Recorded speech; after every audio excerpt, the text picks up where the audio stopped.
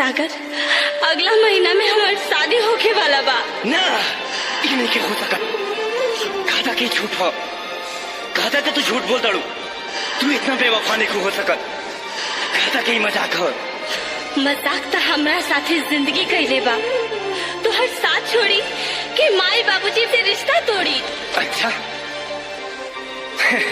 वाह रे नारी, तुमने ऐसी तीर मारी कि दे गई इश्क की बीमारी। अरे भगवान का खाली तोहन लोग के ही हक दिल बने दिल तोड़े के का, बस तोहन लोग ही क्यों के दिल से खेल सकेलू। बहाना तो तोहन लोग के माई बाबूजी मिल जाले, तो प्यार करे से पहले अपना महतारी बाप से कहना पूछ ले लू। बस सागर, खबरदार जो हमरा माई बाबूजी के बारे में कुछ कहला। अरे पहला प्यार तो हमके अपना माई बाबूजी से ही मिलल। क्यों से पहले हमारे हसत जिंदगिया तू बेकार कइलू, काहे प्यार कइलू, काहे प्यार कइलू। हमारे हसत जिंदगिया तू बेकार कइलू, काहे प्यार कइलू, काहे प्यार कइलू। सब खुशी लेके पल में अंधार कइलू, काहे प्यार कइलू, काहे प्यार कइलू। हमारे हसत जिंदगिया तू बेकार कइलू, काहे प्यार कइलू, काहे प्यार कइलू।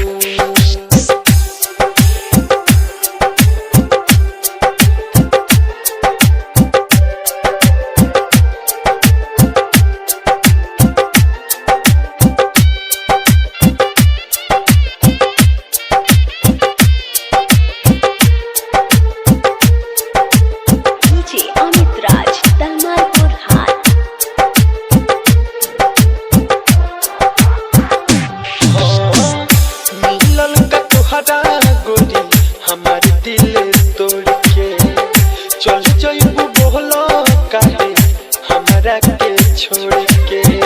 मिलल का तुहरा गोरी हमारे दिल तोड़ के चल जाइबू बोलो काहे हमरा के छोड़ के।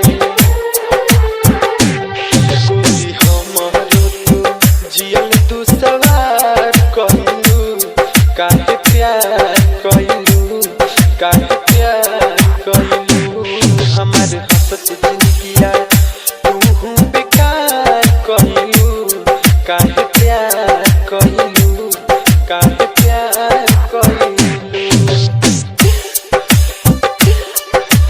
Aditya recording studio माझागर, Gopalganj.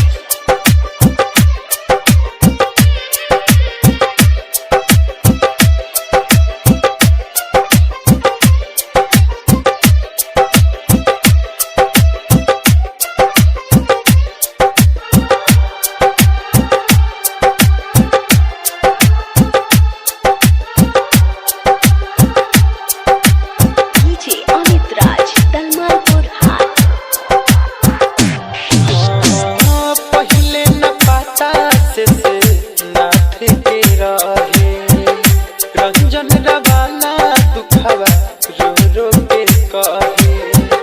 पहले न पाता से नाथ के रहे, रंजन रवाना दुखवा रो रो के कहे। गोरी दीपक के जिंदगी उजार गइलू, काहे प्यार कइलू, काहे प्यार कइलू।